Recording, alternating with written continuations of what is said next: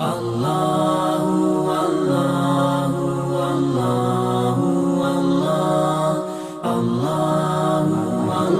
menjadi pembahasan besar sendiri. Ya sayangnya juga ilmu ini juga belum dipelajari. Jangan salah, ulama-ulama itu nulis buku-buku. Buku-buku itu ditulis hanya bicara tentang tema properti. Ada kitab-kitabnya. Ada kitab-kitabnya. Saya mohon maaf, hari ini bicara tentang properti. Properti apa nih? Properti syariah gitu bawahnya ya, yang belakangan muncul. Saya senang dengan semangatnya.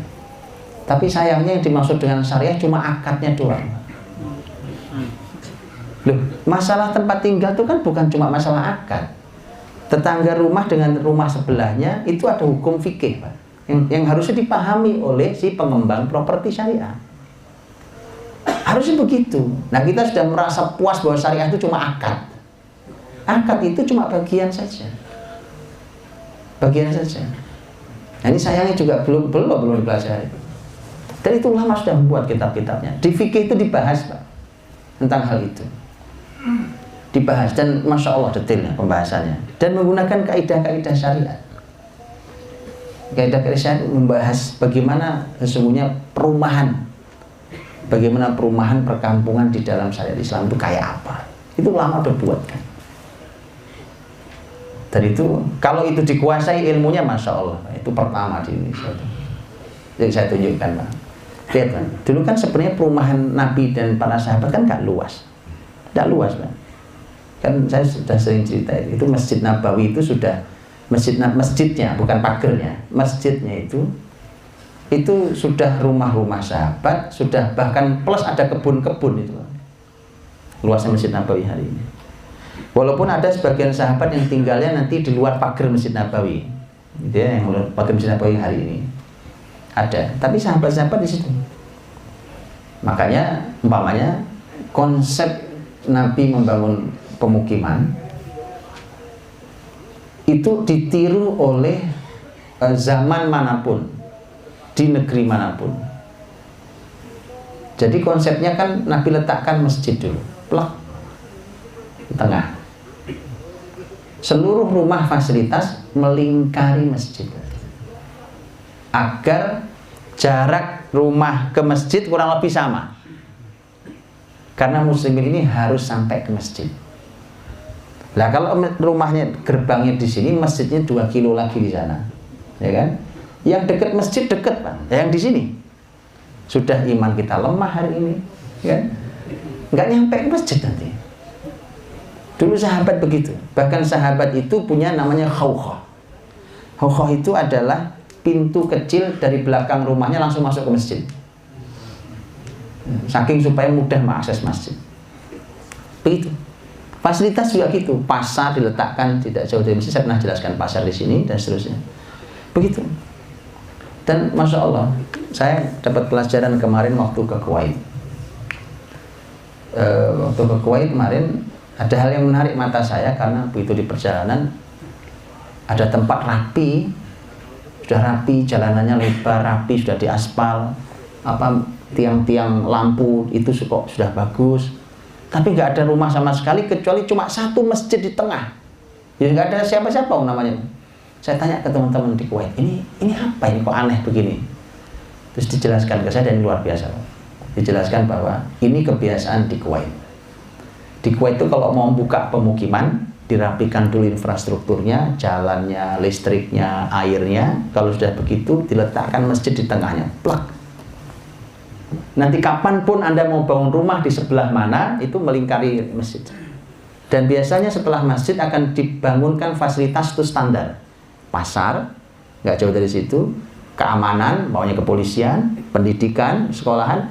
Dan itu masih jadi konsep di Kuwait sampai hari ini, itu adalah peninggalan peradaban Islam. Loh, berarti perumahan di Indonesia ini niru mana saya nggak ngerti juga. Paham ya? Ya diilmui ya. Wallahi ini masya Allah. Karena itu bagian dari hadis Nabi. Al-maskan, tempat tinggal termasuk disebut-sebut Nabi SAW. Gitu ya. Al-Dhiya itu kebun dan yang berhubungan dengan kebun. perkebunan, pertanian, Masya Allah Pak. Dan ini cocok untuk orang Indonesia karena tanahnya subur. Dan ini bagian disebut-sebut mulia. Mulia.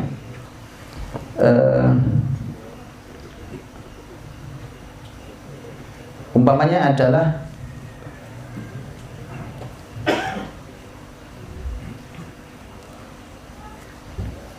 lamma khalaqallah, ini riwayat, lamma khalaqallahu azza wa jalla al-ma'isha ja'ala al-ma'isha fil harthi wal ghanam.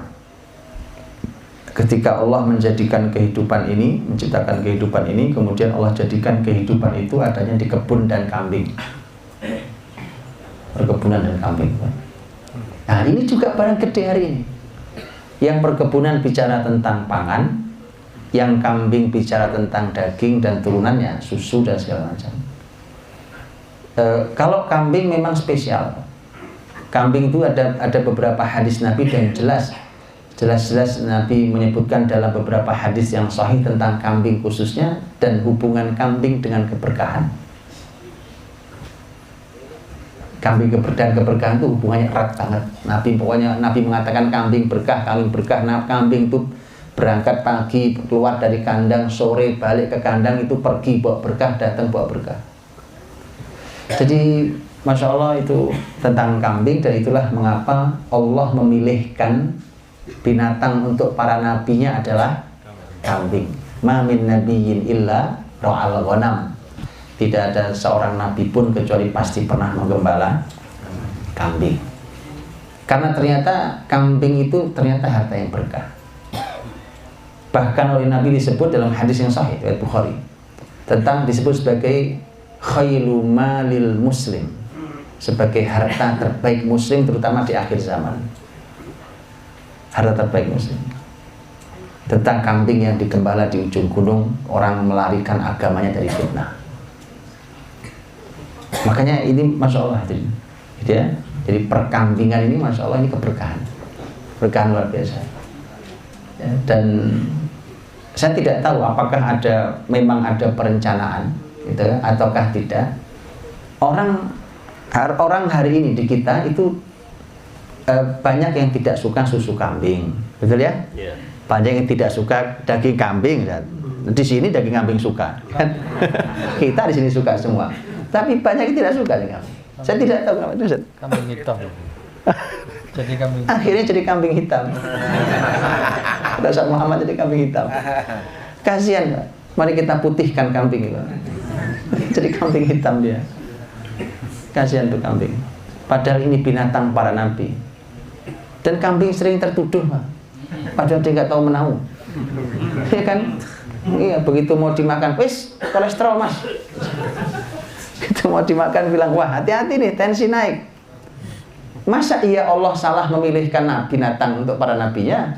Subhanallah, ya kan? Gitu ya. Jadi itu, dan para ulama membahas tentang kambing itu ternyata pelajaran memang banyak. Para ahli sirah nabawiyah membahas tentang hal ini. Ketika sampai pada bab Nabi Muhammad gembala kambing, itu pembahasannya gitu. Apa yang didapatkan oleh orang yang gembala kambing itu ternyata banyak yang didapatkan, termasuk sifat. Itulah mengapa Nabi dulu didekatkan kepada kambing. Makanya Syekh Muhammad Imarah di bukunya Khawatir wa Ta'ammulat fi Siratin Nabawiyah, beliau mengatakan bahwa membuat judul bab di dalamnya min ra'yil ghanam ila qiyadatil umam, dari menggembala kambing menuju kepemimpinan umat. Itu ngomentari tentang Nabi Muhammad gembala kambing. Nah, makanya memang harusnya pelatihan kepemimpinan itu di kandang kambing. Loh iya, bawanya Lemhanas, kan? Suruh kandang kambing dulu, calon pemimpin ini, suruh kandang kambing dulu. Kenapa? Kambing memberikan sifat banyak, Pak. Kalau betul belajarnya, di antaranya yang jelas disebut Nabi adalah tentang kelembutan hati. Kelembutan hati itu didapatkan orang yang akrab dengan kambing. Jadi maunya Allah itu pemimpin itu lembut hatinya. Makanya belajarlah sama kambing. Nggak tahu pemimpin Indonesia kayak begini dulu apa gembala bebek apa? Gembala banteng. Gembala banteng. Saran nih beliau nih, Pak.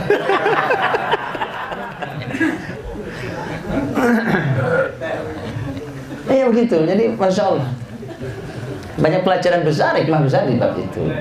Ya. Silakan tanya di sini pada yang ahli, yang punya kambing banyak, punya pelajaran banyak kan.